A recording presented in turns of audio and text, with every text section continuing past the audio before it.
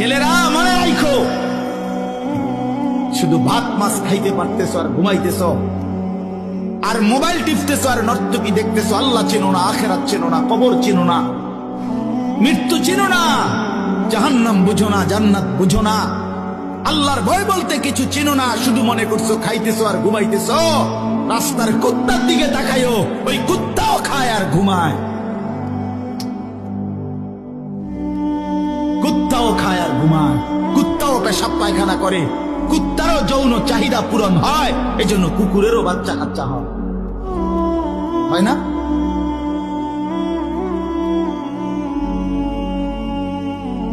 আল্লাহকে কেন ভুলে যাব আমরা?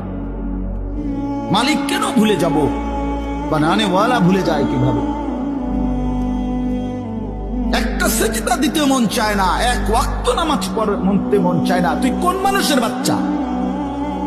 তোরে জন্ম দিছে কয়ে?